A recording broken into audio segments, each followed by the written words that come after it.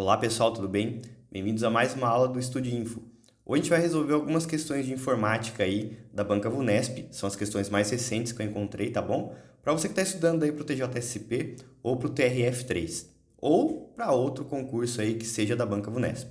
Vamos lá? Primeira questão aí fala o seguinte: considere os softwares em sua configuração padrão para responder a questão.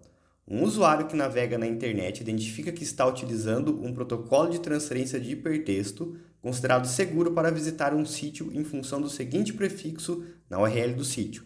Então, o que ele quer saber nessa questão? Ele quer saber que, quando a gente está navegando na internet, como que a gente vai identificar que aquele site é seguro? A partir da URL. Lembra que o URL é o endereço do site, né? O URL, Uniform Resource Locator, é o localizador padrão lá, tá bom? É o nosso endereço lá, o famoso endereço da nossa barra de navegações.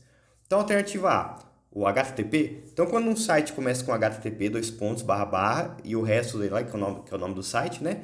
É um site seguro? Não. HTTP, beleza, é um protocolo de navegação, mas é navegação comum, não é seguro, tá? O URL e o URLS aí, que ele coloca na B e na C, não são protocolos, tá? Alternativa D, HTTPS, HTTP, navegação. HTTPS, navegação segura. Então, é o Hypertext Transfer Protocol Secure. É o protocolo de navegação de hipertexto, de transferência de hipertexto, né? Seguro, ou seja, navegação na internet segura. Lembra, sempre quando ele falar da palavra hipertexto, ele está se referindo a páginas da internet, tá bom? E FTPS. FTPS é uma variação do FTP. Ele é transferência de arquivos, tá? Não é transferência de hipertexto, então não vai confundir o FTP com HTTP. FTP vem de File Transfer Protocol, ou seja, protocolo de transferência de arquivos. E o HTTP vem de Hypertext Transfer Protocol, ou seja, protocolo de transferência de hipertexto, protocolo de transferência de páginas da internet, tá bom? Então a alternativa correta aí, navegação segura, é através do protocolo HTTPS.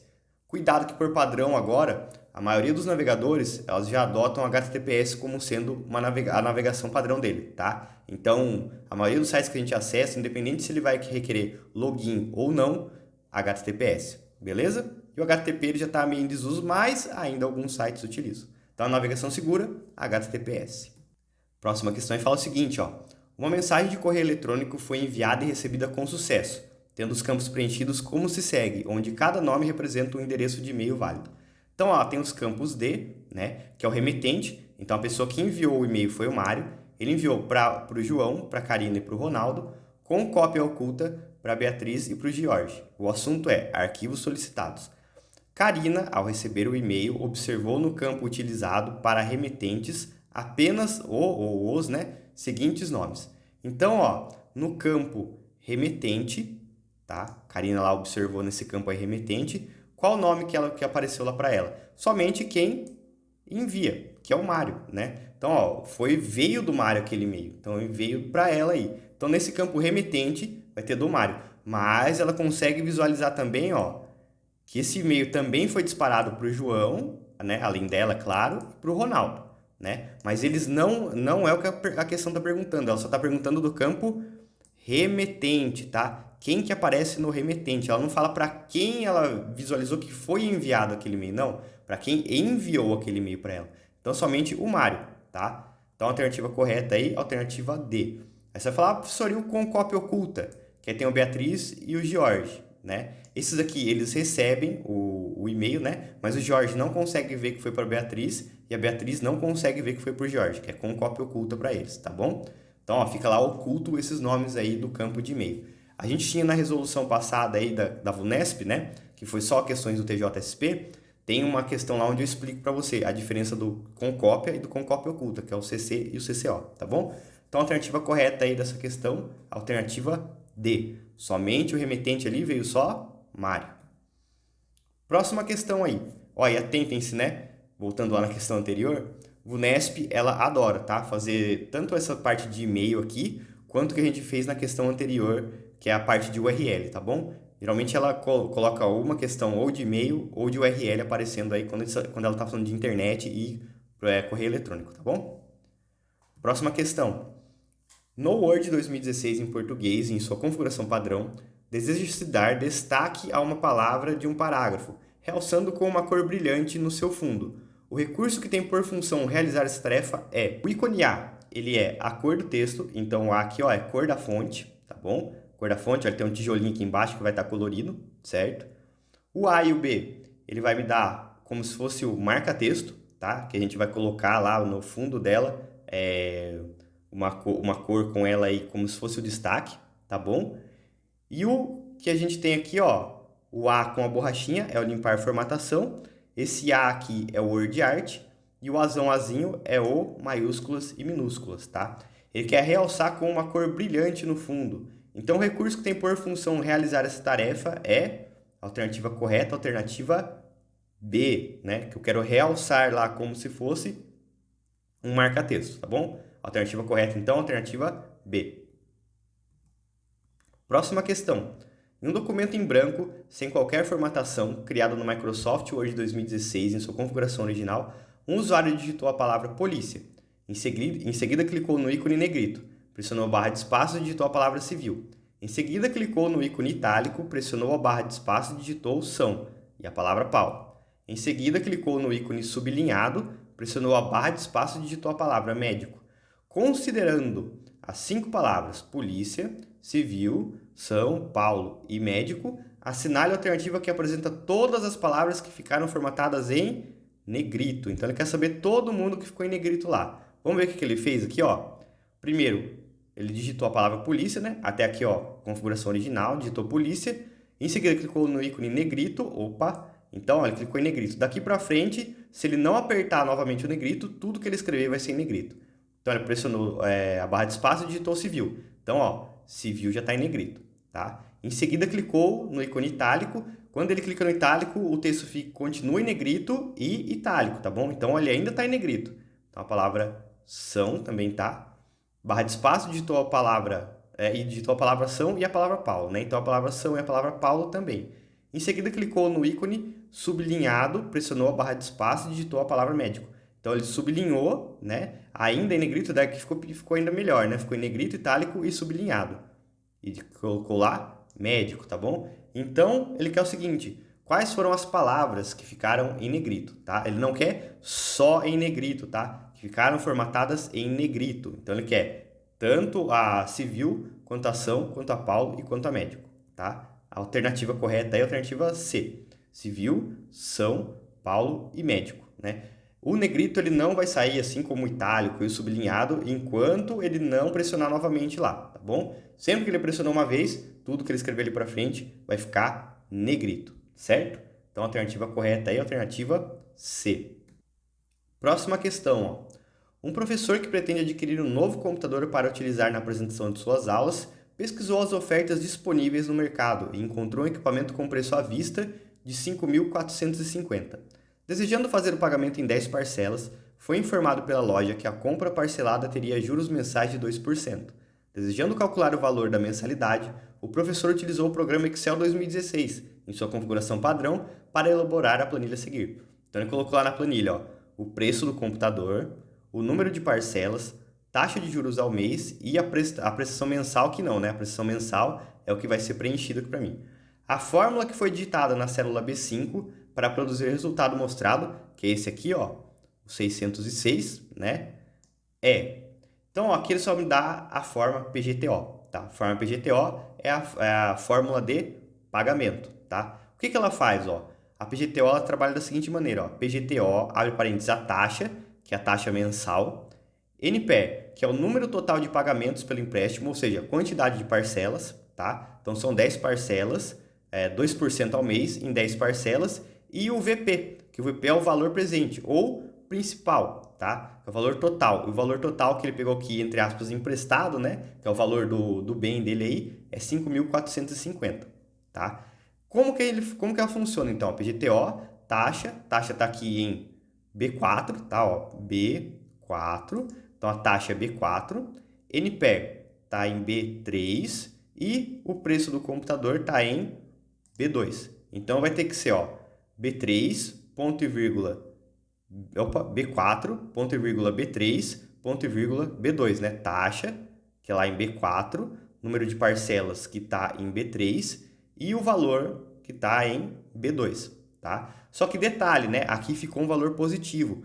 Quando eu não faço nada aqui no PGTO, deixa assim direto, esse valor para mim ele apresenta negativo, ou seja, você vai ter que tirar 606 por mês, né, para pagar o computador. Só que aqui ele já quis se tornar positivo, porque ele era só uma conta que ele estava fazendo, que ele queria saber o valor da parcela. Então o que ele faz? Ele deixa o valor do preço do computador negativo, tá? Então B2 vai ficar negativo. Aí como que vai ficar então, ó? Vai ficar PGTO, abre parênteses, taxa, que é 2%. Então a taxa 2% ela está lá em B4, ponto e vírgula, número de parcelas está em B3, então ó, B3 menos B2. A alternativa correta que vai dar isso para mim é a alternativa B, tá? As outras aqui, ele já faz para mim a diferença, né? Ele coloca aqui o valor total em taxa, ele coloca aqui no meio, ó, o número de parcelas, ele coloca o valor total, tá? Então não vai funcionar. Mesmo que você não soubesse desse negativo aqui, não teria problema, tá? Que a única que vai satisfazer aí a sintaxe, né? Como é escrita PGTO, é a alternativa B, tá? Então lembra, ó, pagamento, PGTO sempre taxa, número de parcelas e o valor total, tá bom? Para você gerar aí o valor da prestação ou da parcela, beleza? Alternativa correta então, alternativa B. Não é muito comum essa questão PGTO, mas eu já vi ela 2 vezes aí em questões da VUNESP. Uma eu vi, acabei de ver agora aqui, né, nessa da Prefeitura de São Bernardo. E eu também vi numa prova, se eu não me engano, de escrevente, mas foi em 2016, 2015, tá? Mas, como a gente sabe, né, o VUNESP às vezes ela faz você esquecer um pouquinho e traz de volta. Então, tenham em mente aí como que funciona a PGTO. Próxima questão fala o seguinte, ó. Considere a seguinte planilha editada no Excel 2016 em português e em sua configuração padrão. Beleza, tá a planilhinha aqui, né? Considerando que na célula D6 foi inserida a fórmula, então ele coloca lá a fórmula soma, máximo, mínimo e C4. O resultado produzido em D6 então foi, beleza, eu tenho que fazer essa fórmula aqui, né? Aí você fala, nossa, que tamanho de coisa, não sei como que faz. É só tamanho, tá? Se a gente dividir ela por partes aqui, ó, a gente consegue fazer, né? Então, o que eu tenho que fazer? Primeiro, quem está dentro dos parênteses aqui, né? Quem tá com mais parênteses aí em volta. Quem está com mais parênteses aqui, a gente tem uma função máximo e uma função mínimo, né? Então, ó, o que a função máximo faz? Função máximo, ela pega sempre o primeiro maior valor. Então, aqui eu vou pegar o máximo de A2 até B4. A2, começo aqui, né? E vou até B4. Então, qual que é o máximo? Ou seja, qual que é o maior valor que eu tenho entre 1, 11, 21, 21, 12 e 2? É o 21. Então, aqui o máximo seria 21, certo? Então, ó, isso aqui já matei o máximo, né? 21, ponto e vírgula. Mínimo de A2 até C3. A2 até, então começa aqui, ó, A2 e vai até C3. Cuidado, tá? Ó, que ele não pega tudo aqui, ó, ele só vai até a C3, tá? Ele não vai até C4, tá bom? Então, ó, de 1, 11, 2 e 12, 3 e 13, quem é o menor valor? Então, o mínimo ele é sempre o valor mínimo, né? O primeiro menor. Mínimo entre 1, 11, 2, 12, 3 e 13 é 1. Então, aqui, ó, ficou 21, 1, ponto e vírgula. Quem quer C4? C4 é 22, tá bom? Então, ó, o que eu vou ter que fazer agora? A soma de 21 com 1 com 22, tá? Não vai esquecer de fazer a soma aí, senão não vai dar certo. Então, ó, 21 mais 1, 22. 22 mais 22, 44, tá bom? Viu? Ó, a gente foi destrinchando, fez ali, quer saber a soma do resultado do máximo de B2 até B4 com o mínimo de A2 até C3 com o valor que eu tenho lá dentro do C4. Então, é a soma de 21, né, que é o valor máximo ali, do mínimo de A2 até C3, 1, com o valor de C4, que é 22. A alternativa correta, então, a alternativa E, 44, tá bom? O VUNESP também gosta bastante de colocar função dentro de função para a gente fazer, né? Às vezes ali no lugar de soma ele poderia colocar uma média, tá? Ou e assim por diante, fazer a soma da média ou a soma do menor, a soma do maior, tá? E assim vai, tá bom? A alternativa correta, então, a alternativa E. Próxima questão aí fala o seguinte: um usuário do sistema operacional Windows 10, em sua configuração padrão, deseja modificar as cores utilizadas nas janelas dos aplicativos de seu computador. Para tanto, esse usuário acessou a tela que é apresentada ao se abrir no menu Iniciar e clicar nas opções Configurações e. Ou seja, o cara ele quer fazer o seguinte, ele quer modificar as cores utilizadas nos aplicativos do computador. Ele foi lá no menu Iniciar, apertou em Configurações e depois foi em... A alternativa correta é Personalização, tá bom? Toda a parte da customização, especificação, formatação, individuação, tá? Não são partes que existem dentro do Configurações. Se você não sabe, se você não tinha visto nenhuma parte de Windows 10, tem uma aulinha aqui de Windows 10, onde eu dou os parâmetros dele aí e eu falo desse menu Configurações, tá bom? Tem aqui no nosso canal também. A parte de personalização, se você também não sabe, ó, como o Windows 10 ele é multiplataforma, tá? Ele vai tentar se guiar pelo padrão, por exemplo, de um smartphone. Então, para eu alterar a cor do meu smartphone, das janelas, dos aplicativos, configurações, personalização também, tá? Então, a alternativa correta aí, alternativa E, personalização, certo? As outras não existem dentro de configurações do Windows 10.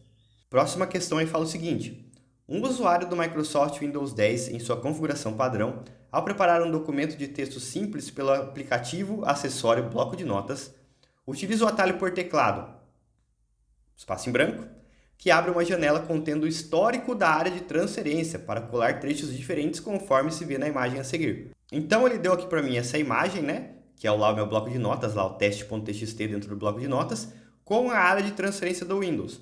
A alternativa que preenche corretamente a lacuna do enunciado ou seja, qual o atalho de teclado que vai abrir o histórico da área de transferências do Windows, tá? Qual que é a minha tecla de atalho? Alternativa A, Ctrl C. Não, Ctrl C é copiar, né? Ele é uma tecla aí universal. Também tem aqui, ó, uma aulinha de teclas de atalho universais, tá bom? Alt V, não faz nada dentro do bloco de notas, tá? Ctrl V, colar, tá? Mas é colar o que você copiou por último. Tecla Windows mais V, então o ícone do Windows mais V, beleza, tá? É o meu histórico da área de transferências, tá bom? Também, se você não sabe, tem uma aulinha aqui sobre as teclas de atalho do Windows, tá? Eu falo sobre essa Windows V aí. E o Windows T é T de Taskbar, que é a minha barra de tarefas, tá bom? Então, o Windows T, ele é um atalho para a barra de tarefas ali, certo? Então, a alternativa correta aí, qual que é o atalho de teclado que a gente vai utilizar para abrir o histórico da área de transferência? Alternativa correta, alternativa D, Windows mais V. Próxima questão aí, ó. Para realizar uma busca no buscador google.com.br, em sua configuração padrão, de modo que os resultados apresentem a palavra prefeitura, mas não contenham a palavra Guaratinguetá, um usuário deve utilizar a seguinte expressão na caixa de busca. Também tem uma aula aqui, ó, falando só dos termos de busca do Google, tá? Então, se você não sabe quais são os termos de busca, dê uma olhada, porque o VUNESP gosta bastante de pedir também busca, pesquisa dentro do Google, tá? Então, ó, os termos de pesquisa. Se eu colocar lá a alternativa A, prefeitura, tracinho, que é o menos, né? Guaratinguetá, tá certo, tá? Ele vai procurar tudo que tem prefeitura, menos o texto Guaratinguetá. Alternativa B, ele vai procurar por Guaratinguetá, só que menos tudo que tem a prefeitura. Então, todos os resultados lá de busca que apareçam a palavra prefeitura, ele exclui, tá? Prefeitura, entre parênteses, Guaratinguetá, não vai dar diferenciação. Mesma coisa que o Guaratinguetá, entre parênteses, prefeitura, também não dá. E o prefeitura, asterisco, Guaratinguetá. Então, ele vai colocar, além da prefeitura, tudo que tiver relacionado a Guaratinguetá, ele também vai pesquisar. Porque o asterisco ele é um coringa, né? É o pesquisa em todos os termos que venham depois a palavra Guaratinguetá, certo? Então, a alternativa correta é a alternativa A. Prefeitura, menos, né? Estou tirando o Guaratinguetá. Então, vai procurar tudo que tem a prefeitura, mas não contém a palavra Guaratinguetá. Próxima questão fala o seguinte, ó. Diante da necessidade de selecionar e avaliar aplicativos voltados à realização de videoconferências, um responsável pelo setor de informática da empresa pode recomendar os seguintes aplicativos. Legal, né? Ele quer saber quais são os aplicativos que são voltados para a realização de videoconferências. Bem simples essa questão, tá? Mas você tem que saber quais que são, senão você cai do cavalo, né? Ele não pegou nada específico assim de, eu quero saber dentro do Teams, dentro do Google Meet, né? Eu vi lá que no edital do TJ não tem Meet, mas tem Teams, né? E a VUNESP tem algumas outras questões aí que ela trabalha com o Meet, tá? Então não confundam o Meet com o Teams. Mas os dois são aplicativos voltados à realização de videoconferência. Já falei, já tem até resposta aí, né? Que é a alternativa D, mas vamos ver lá? Então, alternativa A, Zoom, beleza, né? O Zoom ele é um aplicativo, sim, que a gente faz, ele é voltado para a realização de videoconferências. E o QuickTime Player, ele é um reprodutor de multimídia aí, tanto de áudio quanto de vídeo, tá bom? B, Firefox e Google Drive. Firefox é um browser, é um navegador de internet. Google Drive, ele é um espaço, né, que a gente coloca lá como se fosse a nuvem da Google, tá? Google Drive é a nuvem da Google. Também tem um aplicativo que eu posso instalar no meu computador, assim como a gente tem também o aplicativo do OneDrive, né? O OneDrive ele é a nuvem, mas tem o aplicativo do OneDrive que eu posso instalar no meu computador. C, Microsoft Teams, beleza, o Teams ele é voltado para a realização de videoconferências. E o McAfee. McAfee é uma empresa que ela faz a produção de software de segurança, softwares antivírus, tá bom? D, Google Meet e Microsoft Teams. Meet, conferência, Teams, conferência também, certo? E a alternativa E, Safari e Google Meet. Safari é o browser, navegador aí de iOS, tá? Tanto do iOS quanto dos outros dispositivos da Apple, né? E o Meet é de videoconferência, mas somente de videoconferência, então a alternativa correta, a alternativa D, Google Meet e Microsoft Teams, beleza? Essas são algumas questões aí que eu achei mais recentes da VUNESP, né?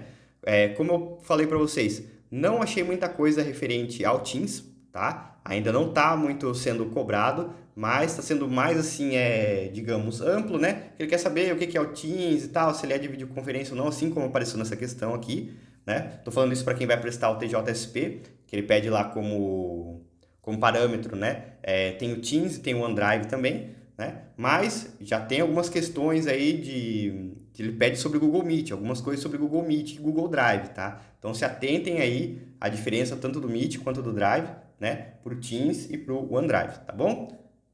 Se vocês gostaram aí, deixa um like, se inscreve no nosso canal, que ajuda bastante, né? Qualquer dúvida, deixa aqui nos comentários. Quer fazer alguma observação? Deixa nos comentários também. Quer pedir conteúdo novo, conteúdo específico? Deixa aqui que a gente produz para você, tá bom? Bons estudos, vejo vocês na nossa próxima aula.